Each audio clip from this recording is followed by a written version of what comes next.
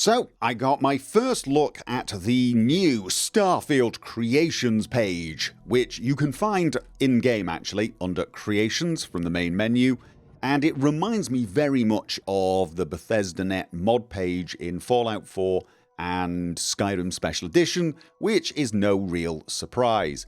It's pretty bare bones, big large tiles. I don't see any way of changing the way this gets viewed.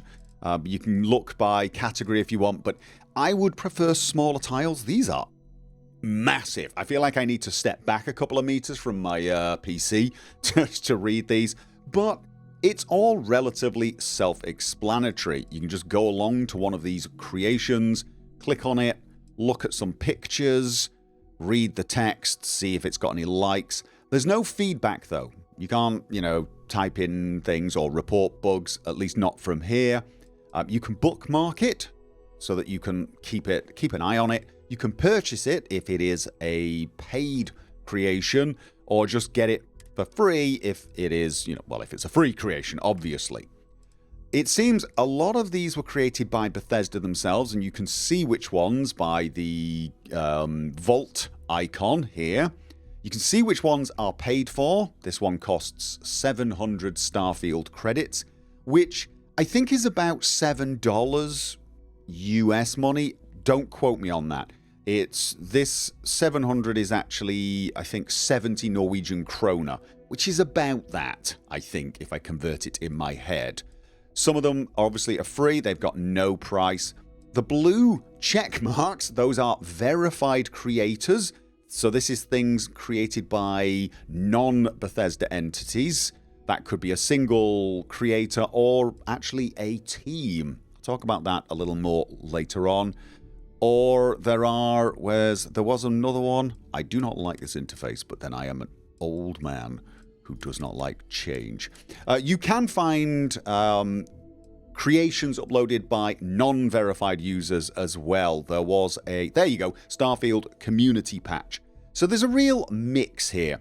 And all you need to do is go along, say, to the Constellation plushie set, purchase it if you have the credits, or if it's a free one. Let's look at a free one that I've not currently downloaded, the community patch. You can just hit download straight away. You can bookmark it if you want to keep an eye on it, or even look at view more by this particular author. Now, there is an option down below to manipulate your load order, and it is very bare bones, but it does the job as long as you're used to manually reordering your load order. You hover over whatever you want to move, and then you just use the arrow key, or at least I did. Oh no, sorry, give me a second. You have to hover over it and then hit, for me, X to reorder, and then use the arrow keys to move up and down. So pretty basic, but it functions. This load order does show plugins that have come from other sources. So I just quickly downloaded a plugin from Nexus, and it is showing up in the load order, which is good. Unfortunately, these creations, if they are only uploaded to Bethesda's creation system, you will have to get them via this interface. So if you're using mods from Nexus and these creations, you will need to sort of manipulate them from two different places, which I don't like, but then, the same was true of the, the Bethesda.net mods. Now, I've already downloaded 3 free mods. I've activated this one, the Starborn Gravis suit, and I immediately encountered a problem in that it just was not appearing in-game, and I'm not alone in having this problem. The solution was to quite literally go to, I went to the wrong place, go to my load order and disable. I got there eventually. I got the word correct eventually. Disable it, and then I would essentially have to quit the game and start again. And then once back in game, go to the creations and enable the mod, and then reload the save, the item reappears. So it did actually fix the problem, although I'm not even going to do that now. I'm going to leave it disabled And I'm going to show you, you can actually just load the save that you made with that creation installed, and it will detect that it's not currently enabled and ask you if you want to activate it now. And if you deleted the creation, it would ask you if you wanted to download it. So that is a nice, convenient thing. And I just click yes, and it loads the game with the item this time. And there it is. Now, this is not a spoiler, by the way, because the creation itself pretty much lists where you can find this item. So it is the Mystery Gravis suit. I'm not going to show you too much about it. You can find that for yourself. You can browse by various different things, including most popular this month, to see what's new. You can search for a specific mod. So let's just... No, yeah, community patch, was it? Community patch. And it will find everything that's it thinks is relevant. It's not an exact match, but, you know, it feels like one of those AI searches. It's like, yes, you said community patch, but have you thought about the galactic junk recycler or thick civilian clothing? Because, you know, isn't that what a community patch is all about?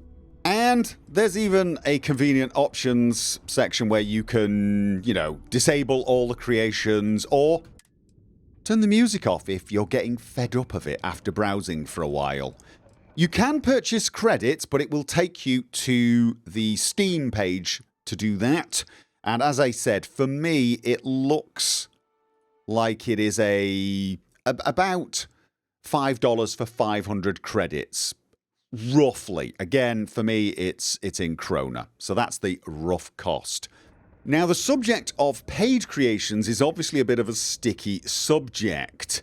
I'm going to assume that the Bethesda-created creations are essentially official content. They're official DLC, microtransactions, whatever you want to call them, and that if Bethesda updates Starfield, they will ensure that these creations are updated if required. They will basically be responsible for them. They own this content. It's going to look bad if this content breaks when they update. I do predict sometimes that will happen, but I also expect that they will then try to fix those. For these creations made by verified creators, these seem to be paid mods, as in, you know, proper actual mods, not supported by Bethesda, not owned by Bethesda, and if an update comes along, they may well break these completely. I think that is how this is going to work.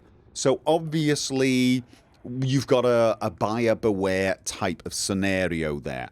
I'm going to expect that the verified creators are probably going to be keen to make sure their mods are updated on a regular basis because, of course, they are going to be trying to make a living out of this. And there are some interesting ones already. You want a Skyrim-esque home on a planet? You can now do it. So, yeah. This is obviously still a contentious issue, but I've got 1,000 credits, so I'm thinking of trying some of these out. And I have to admit, the one that grabbed my attention the most, looking at all of the various ones, is this StarSim mining conglomerate, which, you know, it says space mining reimagined, new mission board types including mine asteroids, protect mining operations, etc. And there is a trailer. I don't know if you can see it from here. You can only see pictures here. But if you go to the creations page on Bethesda.net for this creation, you actually get a video as well, which doesn't give you a huge amount of information, but it's definitely worth watching if you want to get a feel for what this is like. It kind of gave me an Elite Dangerous, I'm going to go off mining kind of vibe. But you can also manage stations. I'm not here to sell you on the idea of this creation. Go and look at it if you want. And from there, I found their channel and the fact that they're called Quarter Onion Games. And then I went to the website that they linked to and discovered that they are an indie developer group with obviously a small group of developers. So this is the sort of paid creation that actually intrigues me. the sort of creation that is a little more involved, the sort of mod that would require a team, and this is a team that's going to try and make a living out of this. So I think this is probably going to be the first paid creation I try out with my 1,000 Starfield credits, and obviously I will get back to you guys on what I think about that. So that's it. Starfield now has creations, paid mods and official microtransactions, all mixed into one store. I'm curious as to what you guys think. I'm expecting a somewhat mixed set of opinions. Is it the death of modding? What do you reckon? Do you think we've got a death of modding for this year? Can I get the t-shirts made? Death of modding 2024? I don't know. I'm feeling like this one could have some traction. Let me know what you think. and you know, have fun while you're doing it. Oh, and if you're curious, the naming convention for these creations is absolutely appalling. So, yeah. Good luck managing this with your mod manager and trying to figure out which file is which creation.